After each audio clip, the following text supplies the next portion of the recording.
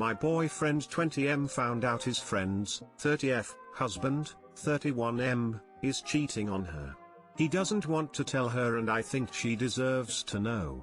What should I do? A little background info. My 23F boyfriend 20M, I'll call him Bob, has been good friends with this woman 30F, I'll call her Jill, for nearly 2 years now, as they used to work together in the past. She has a son and is married to a man I will call Joe M31, and we all have gone out on numerous outings together. While I'm not nearly as close to her and her family as my boyfriend is, I still consider her a decent friend over an everyday acquaintance. My boyfriend, Bob, told me a secret. This secret is that he knows that Joe, Jill's husband, has been sleeping around with other women behind her back. He knows this because the mistress, another old co-worker, whom I also know personally, had told him all about the graphic details. I know all parties involved. My boyfriend told me not to tell a single soul. So, here I am, going crazy with this information and feeling as though either he needs to tell Jill what's going on or I need to tell her myself.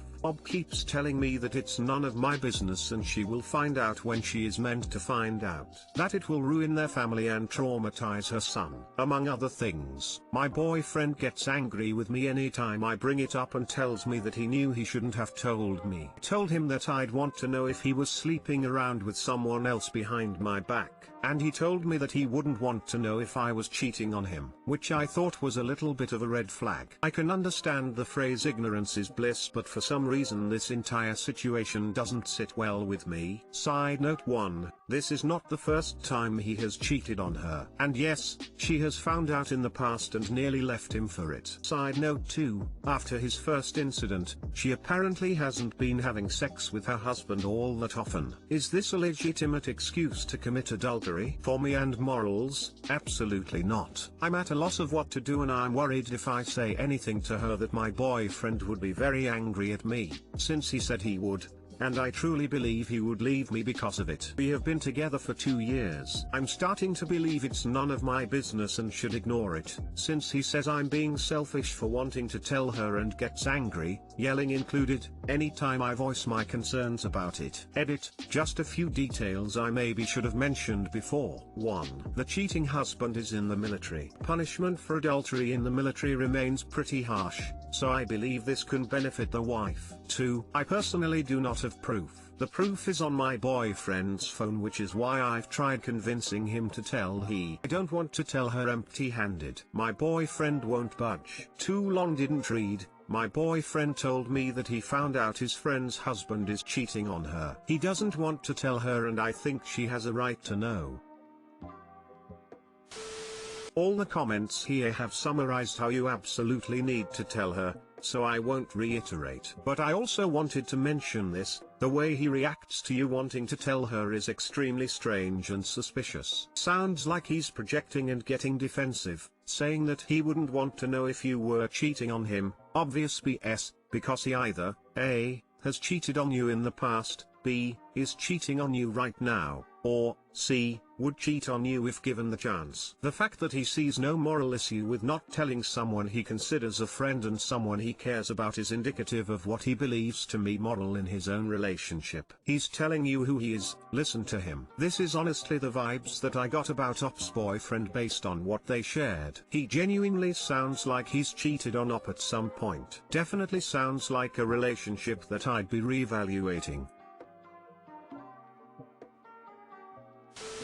When you sleep with multiple people but don't inform your partners of your non-exclusivity, you're putting their sexual health at risk. HIV is $300,000 plus lifelong commitment. Imagine watching someone end up with an incurable STI that could kill them because you're too much of a coward to tell them what's happening behind their back. Would never stay with a man who was okay with risking someone's sexual health. And your boyfriend is okay enough with cheating that he's willing to ignore it and live in his little bubble where it's not his business. Calling out people who are potentially exposing their partners to STIs is everyone's business. You can't call yourself sex positive if you lie, or encourage or allow lying, about sexual exclusivity. If you cover for a cheater, you're sex negative. Would be seriously reconsidering my relationship. I always assume that if someone is willing to cover for a cheater, then they're willing to cheat.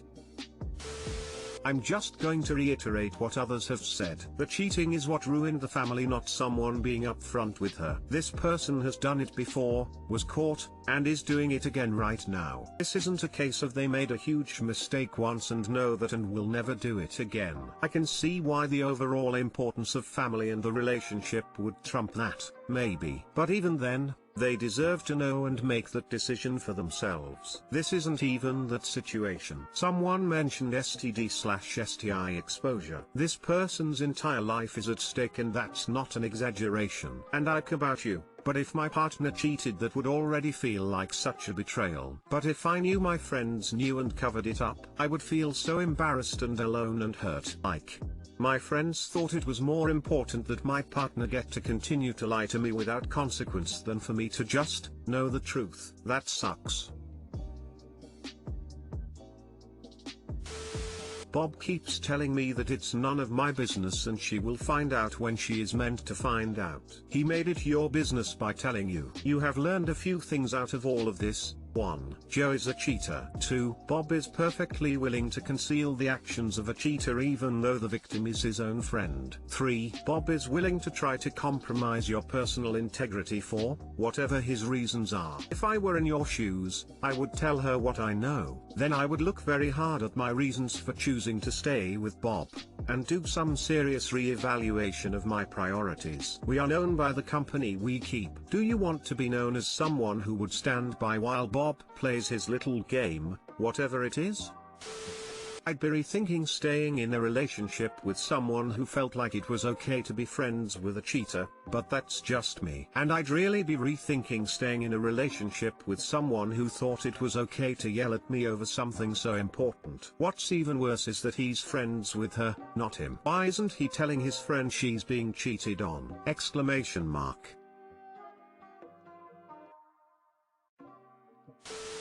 Scared at how isolated I am. What should I do to fix my situation? I, 23F, am sure that everyone is going through some version of this, and I feel guilty for feeling down because I have so much to be grateful for. But since I am feeling this way and I don't have anyone to talk to, here we are. Moved in with my parents in March. I have been in online grad school and studying for a licensing exam since then. I am really close with my younger siblings, but they are both out of state at college now. My parents are great, but I really dislike the area they live in. No outdoor activities, all young families, no culture, nothing going on. I have a few high school friends left here, but they are very busy, so I only see them occasionally. I haven't stayed in touch with many college friends, just a FaceTime here and there. I thought that this year I would have the opportunity to move to a new city and start joining activities and reinvent myself, so to speak. Obviously that has not been possible. I start a job in January. It is based on the West Coast. Since I will start remotely, I will do the financially responsible thing and continue to live at my parents' until work starts in person. I don't think dating is a good idea right now. Living with my parents, anticipating moving in the next year,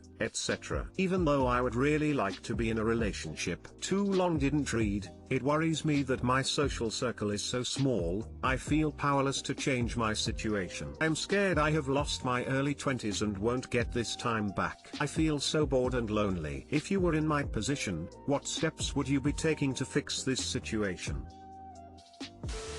There will definitely be times in your life where you have these moments of doubt. Life can be like a staircase sometimes, where you don't feel like you are moving upwards, but instead you're sitting on the same level. Don't worry, as the next step is around the corner, just not as quick as you would like it to be. It sounds like you have done everything right so far in terms of school and work. Congrats on the job, but COVID is kicking all of us in the balls socially, so no, you are not alone. I think this is a great time to work on yourself physically as well. How is your exercise routine? If it's not great, then start going for long walks, short runs, bike rides, do yoga videos via YouTube if you can't in person. If you have interests you can do online, then try to do those as an outlet, as you will eventually be moving to the West Coast, so trying to date locally beyond a random hookup is probably not in your best interest. That said, if you need to scratch that itch and do a random hookup, then go for it. Tinder/old was invented for such moments. Also enjoy this time with your parents while you have it. Once you launch out into the world with a career and eventually a family of your own, you will start to realize that time with your parents becomes harder to come by. If your parents suck, that can be a good thing, but if you are close to them, then enjoy the time without distraction.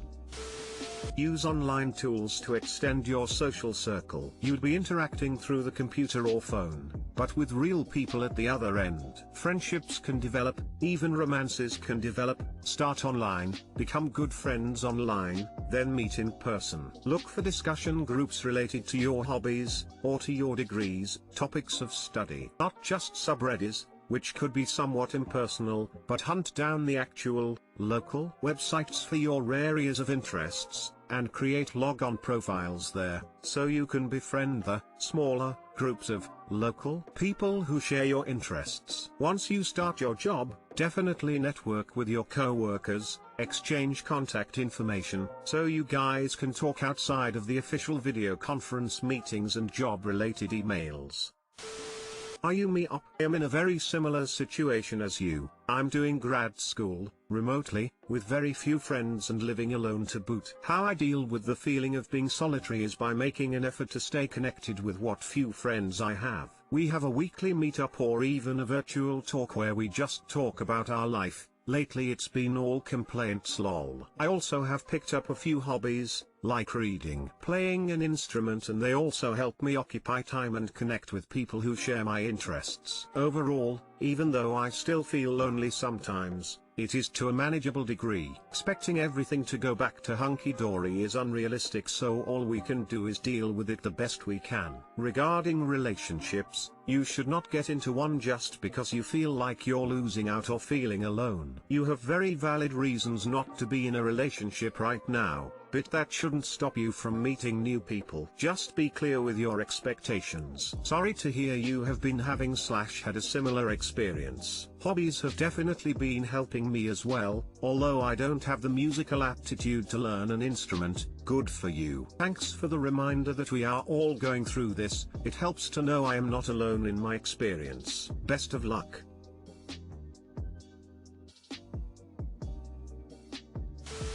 It might be financially irresponsible to stay where you are, but it certainly doesn't sound like the responsible thing to do for your mental health.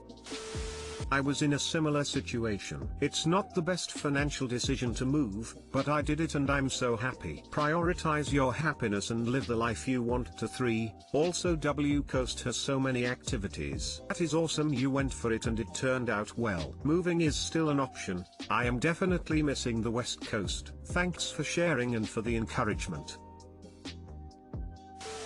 Spouse to make 2x my salary, want to avoid strain and stress. Since we've been together, my spouse has made about 20% more in salary than me. It hasn't been an issue, but it's certainly been felt during times when we are making financial decisions, such as whether a trip is affordable or not. We have always split costs 50-50, with each of us covering our personal costs and such. Now she's just got a new job which will make her salary double that of mine. I'm wondering what kind of ways this kind of income imbalance can cause real strain in a relationship, and how I can proactively safeguard our relationship. Any advice out there? We're in our 40s, 2 young kids. Thanks. TL, doctor, spouse now makes 2x my salary, help me avoid problems.